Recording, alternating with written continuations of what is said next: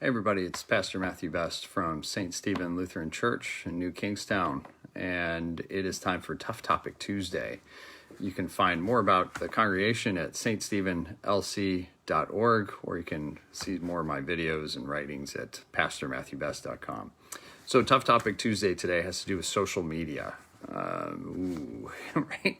So here we are, we're on social media, and we're going to talk about social media for Tough Topic Tuesday. Why did I pick this topic as our tough topic for this Tuesday? Well, because I think it's just I've seen several folks and in conversation about this. Is it okay to cut people off and from social media?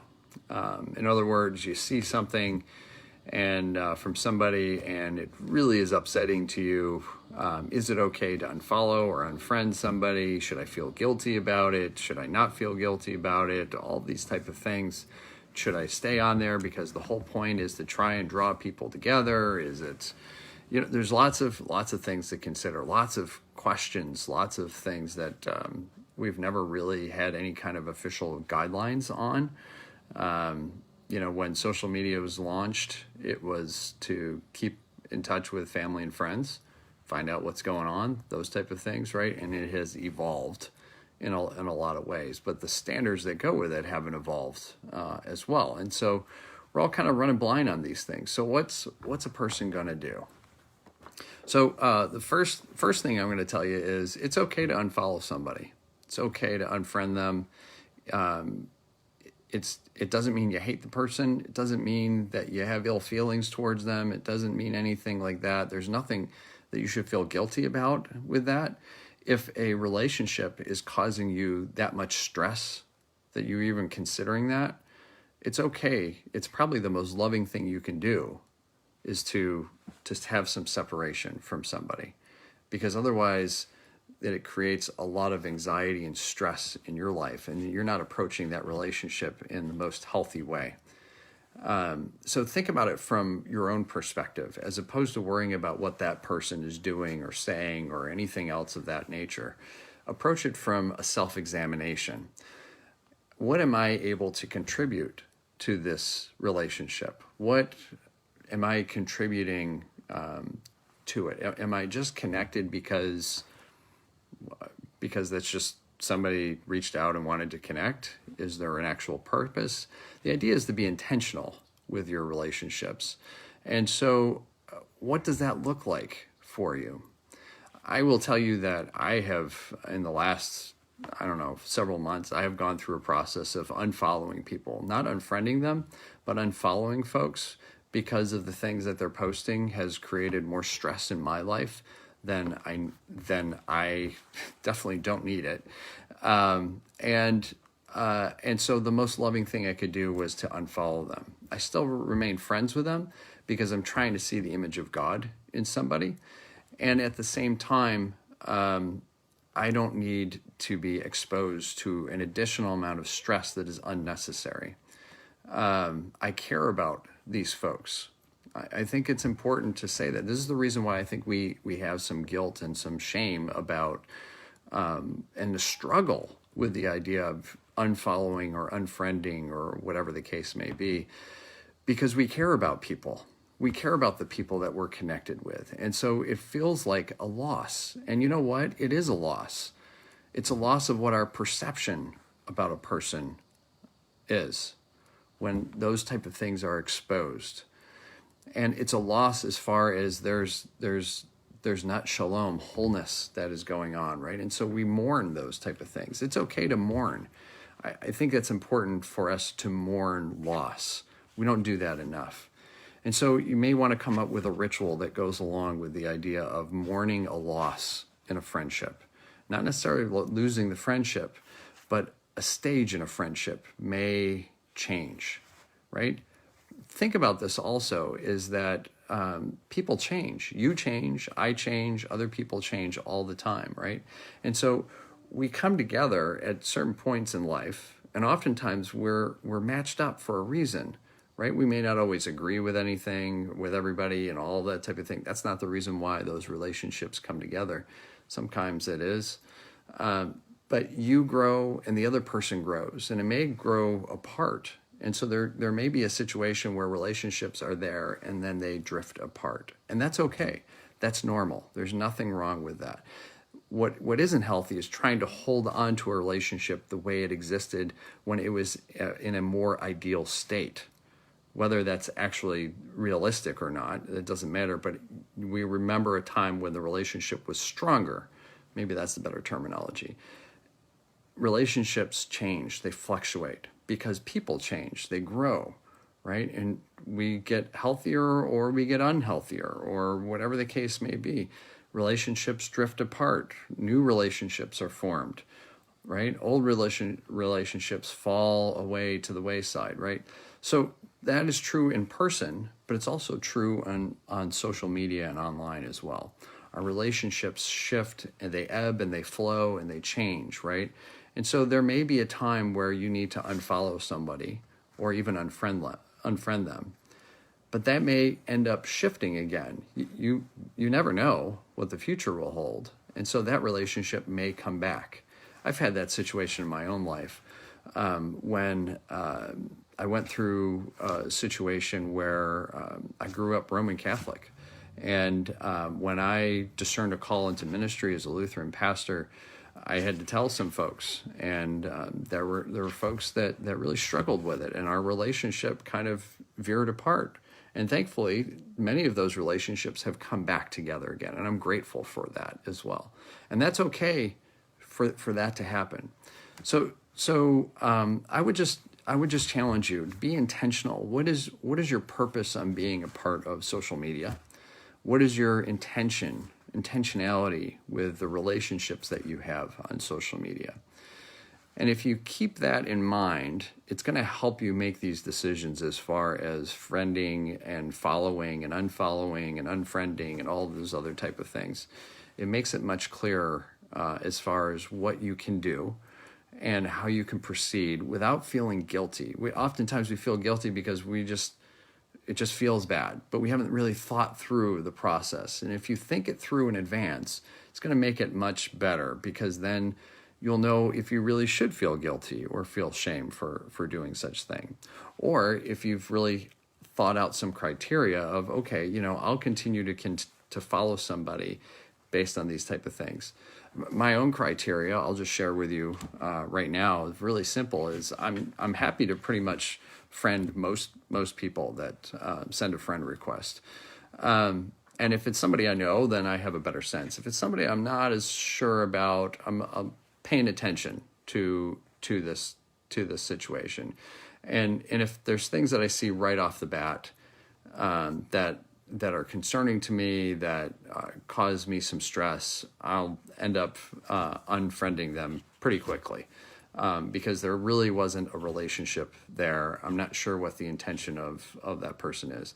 But if it's somebody that I have a long-standing relationship with, and all of a sudden I start to see some things that are concerning to me, if I start to see conspiracy theories, I start to see, I don't know, a lot of things that are focused on being right. It's the best way I can describe it. I don't know how to describe it. In argumentative, then I'm starting to pay attention to what is that person posting. I'm not engaging with that person and trying to correct them, trying to tell them they're wrong and I'm right and anything like that. That is pointless. There is no point in doing that. And that's not me being a good friend either, in trying to have a argument over Facebook or any other social media for that matter. Those type of things do not get resolved through typing. You want to have a conversation on the phone?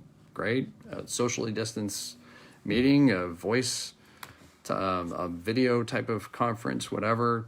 Great. We can have that conversation, because I also know then I have an opportunity to talk to a person as opposed to talking about issues. Really important. So when I start to see some things, I start to pay attention and I start to notice, is this a consistent thing that this person is doing? Is this all that they're posting and all that shows up in my feed? Or is this kind of, people have bad days. They get frustrated. They get upset over something. Okay, I get upset over stuff too, and I post stuff and whatnot. So, I give people some slack. I give some people some room and whatnot. But if it's consistent and it's continuous and it's constant and it's upsetting to me, that's when I make the decision of, okay, it's time for me to unfollow. That's my way of doing it. It's the way that's worked for me up to this point. It may change. I have no idea. It's what's good for my mental health is the biggest thing. Is I don't need that kind of stress. I got enough stress in my life. I don't need to be hit with a whole barrage of things that are going to cause me stress. Things that I know are not true, things that are conspiracies, things that are all sorts of stuff that I don't have the energy to deal with, because I am not the savior. I am not called to fix everybody. I am not called to correct everybody. I am not called to do any of that type of stuff. I am called to love. And so love comes out in a variety of different ways. And sometimes the most loving thing you can do with an unhealthy person in your life is to create separation so that there cannot be unhealth, I don't know, whatever, dis-ease, if you want to think about it that way. Makes it easier to also pray for the person as well. And don't just say, oh, pray for you. Actually pray for that person that you're struggling with the things that you're seeing. I just encourage you to do that. Take some time. As soon as you see something, pray for that person, right? The other thing is to, and again, this takes a lot of intentionality, is see the image of God in this person. That's not easy to do, and it's not something that we're taught very well in our society of what to do. We're taught to see an issue and to see whether it's right or wrong. We're not taught to see the image of God in somebody, and to assume that person came to that conclusion for what is very good reasons for them. Does it mean they're right or wrong? No, but get past right and wrong to seeing a person. Each of us have our own individual experiences that lead us to conclusions. And I guarantee you, every single one of us, myself included, I come to wrong conclusions, but they make sense to me because of my experience with things, right? And so the idea is, how do you want to be treated? The other thing I think about is, I preach and proclaim grace and mercy. I have an obligation to provide those things to other people as well. And so what is grace is getting something that somebody doesn't deserve. Mercy is not giving them what they do deserve. This is why I don't engage in a whole lot of conversation on social media, because they didn't ask for my opinion, for one thing. If they want my opinion, great. I'm happy to share that and whatnot. But that's a different situation than me just going on and I disagree with whatever is being said. But I have an obligation to show grace and mercy. And sometimes the most graceful thing and the most merciful thing that you can do is to unfollow somebody. It can be the most loving things you can do. That's no different than if you have a relationship in person with somebody who is unhealthy in some way, shape, or form with you, whether that is abusive, whether that's mental abuse, physical abuse, emotional abuse, spiritual abuse, whatever the case may be. One of the most loving things you can do with that person is to cause some separation and distance for your own protection so that you don't do something that is unloving to that person. We can't control what other people do. We can't control what other people say. We can't control what other people post. What we can do is have influence over what we say, what we do, and what we post. And so I would just encourage you in that. It's okay to unfollow. You want to unfollow me because I cause you stress? Please do so. I would encourage you to do that because I don't want to cause stress in your life. That's not the point. I hope, though, that you hear some good news. That's my intention. This is where the stories become really important, seeing the image of God in somebody. If you can see the image of God in somebody who you severely disagree with, it makes a big difference in how you're going to approach that person, whether it's in person or online. So there's your tough topic for today. I hope that's helpful. I'd love to hear your comments on this. What has worked for you? What do you struggle with? I don't have all the answers by any stretch of the imagination. I shared with you what works for me right now based on what I know. That could change. I'm curious what you do, how you handle this. And do you struggle with the idea of guilt or shame with unfollowing or unfriending people? I wish you well, and I'm here to talk if you want to talk. All right, take care. Bye.